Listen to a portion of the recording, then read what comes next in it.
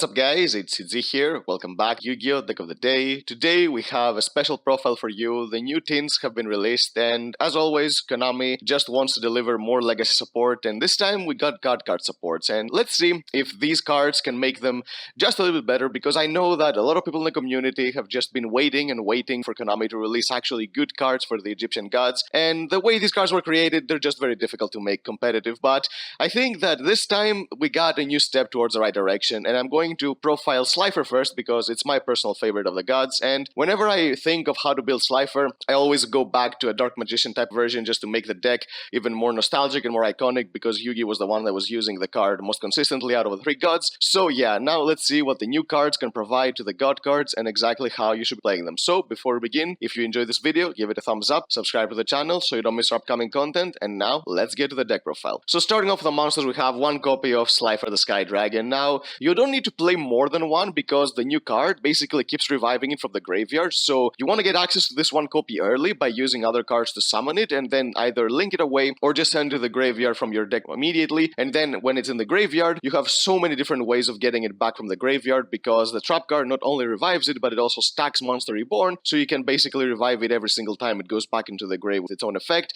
And SLIFER against a lot of decks, it's a really good disruption. For example, against Wanderies, when you have a SLIFER on the board, there is not much they can do because they have to keep normal summoning their monsters in attack mode, and because their monsters are so little, they can just basically get destroyed immediately the moment they hit the board. So yeah, against a lot of matchups, against other maybe Link matchups, maybe against Mathmech or other decks like that, SLIFER can be a really good disruption. And again, if you want to play more competitively Dark Magician version, this is not the video for you. This is for those who want to play SLIFER in their deck and they're enthusiasts of this card, as myself. So yeah, this card, it can work in a lot of scenarios and it's just one of the coolest cards in the game. So yeah, one copy of SLIFER, we can use it very easily in the deck. Moving on to the Dark Magician part of the deck, we have two copies of Dark Magician. You need to play two because we do have Magicalized Fusion in the deck. If we do not play this card, then maybe you can run away with just playing one copy of Dark Magician, but because we have a card that can potentially banish it from the graveyard, we need to have the second copy in order to be able to revive it with Eternal Soul. So yeah, we play two copies. We play one copy of Dark Magician Girl. This card, in this particular version of the deck, aside from being the second draw with Soul Servant, we do have a normal summon that can basically make use of this card, bring us more interruptions to the board. So yeah, this card can give you more interruptions when you play a certain normal summon in Dark Magician aside from Magician's Rod. We play three copies of Magician's Souls. This is pretty standard. This is by far the best Dark Magician support we've ever got. This card is absolutely amazing, being able to draw you cards, get you to your graveyard the monsters you need in order to draw cards with Soul Servant, getting you to Dark Magician going second, be able to banish card with your circle. Amazing card. We're playing one copy of Magician's Rod. In decks that you play other normal summons in Dark Magician, you should play just one copy of Magician's Rod because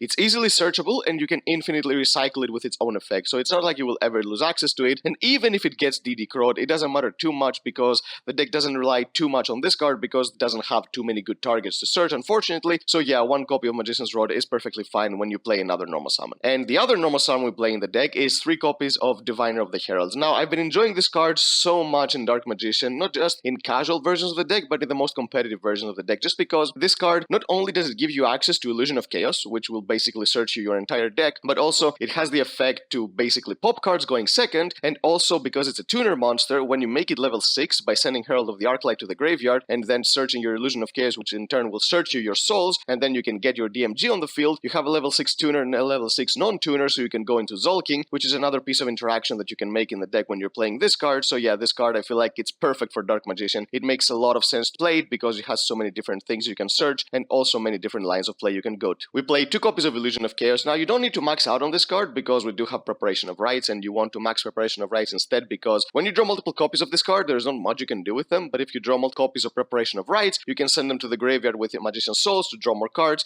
So yeah, this card, you can always keep it in your hand because you don't have to return itself. You can return one of the bricks from your deck, which there are plenty unfortunately, but you can return them to the deck this card, so you can keep it in your hand to be able to keep using it every single turn. And the last monster in the main deck is one copy of Timaeus the United Dragon. This is the only way you can go into Dragoon in this pillar build because we are not playing Red Eyes Fusion because we want to focus more on SLIFER, and if you use Red Eyes Fusion without Anaconda, you are not going to be able to summon anything else during that turn. So yeah, the only way to go into Dragoon are now ways like Timaeus and also Magicalized Fusion, which they can make more sense when you're trying to make other types of monsters. But again, if you're playing pure Dark Magician, then of course yes, Red Eyes Fusion, one of your best cards, but not in this particular build. So yeah, this card, searchable through many ways, getting you access to Dragoon, which is still one of the best monsters in the game that a lot of decks struggle to beat. There, yeah, we can of course use it to be able to catch more games. For the spell cards, we have three copies of the True Name. This is the main way you're going to get access access to your Slifer. And the reason this card has a lot of synergy with Dark Magician is because Dark Magician has so many ways to stack the top card of the deck. We have Dark Magical Circle, we have Soul Servant, and we also have Illusion of Chaos, putting one card back into the top of our deck. So it's very difficult not to have an access to make this card live,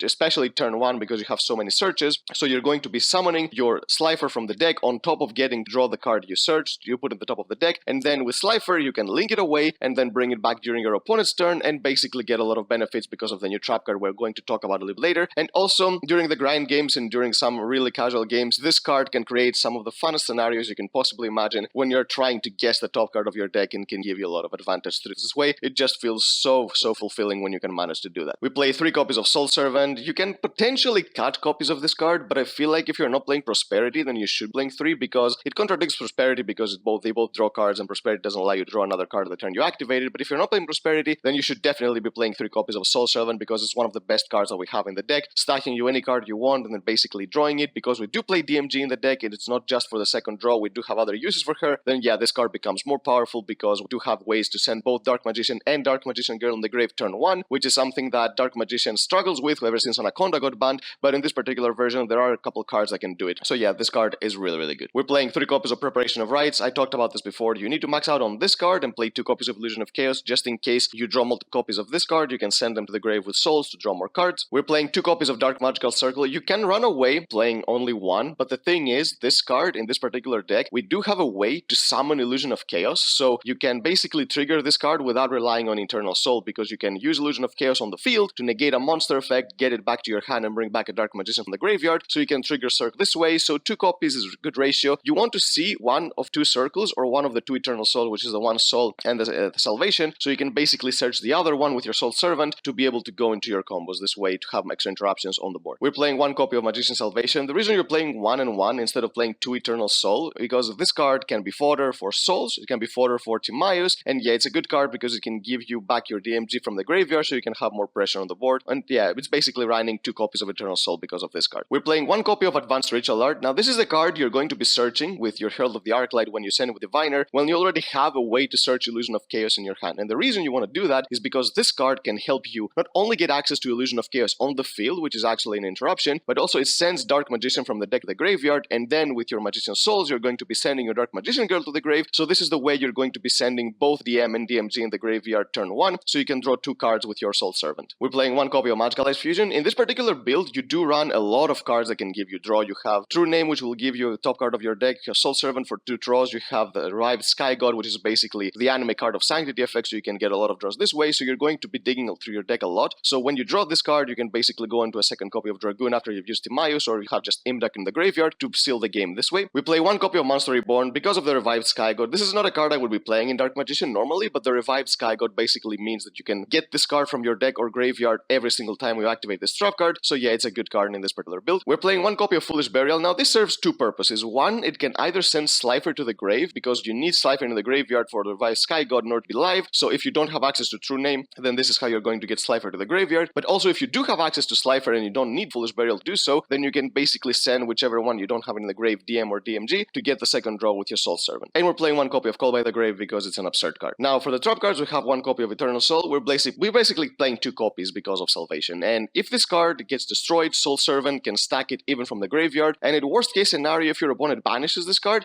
you still have Selene in the extra deck to be able to revive Dark Magician, so it's not like you definitely need this card to be live in order to play. No, there are other ways to revive Dark Magician as well, and because of this particular version, we do have a searchable Monster Reborn, so that's another way to get Dark Magician on the field as well. Now, let's get to the new card that we got in the tins. We have 3 copies of the Revived Sky God. Now, first, let's read what this card does. So, the activation of this card or its effects cannot be negated, nor can its effects be negated. So, special summon 1 Slifer from your graveyard, then each player draws until they have 6 cards in their hand, and you can banish this card from your graveyard, place 1 Monster Reborn from your deck or graveyard on top of your deck, then if a Divine Beast monster is in your graveyard, draw 1 card, and you can only use each effect, the Revived Sky God, once per turn. So, this card is basically Konami's effort to make an equivalent of the anime effect of Card of Sanctity, which a lot of people have memed. This is how Yugi wins a lot of his games, and now we have a very similar way of doing the same. So this card, when you have Slifer in the graveyard, you want to shotgun this at the beginning of your opponent's turn when they already have 6 cards in their hand, so you are the only one who is drawing cards, and because it's very easy to basically set your entire hand or throw your entire hand on the field, sometimes you're going to be drawing even 6 cards with this card, which is insane,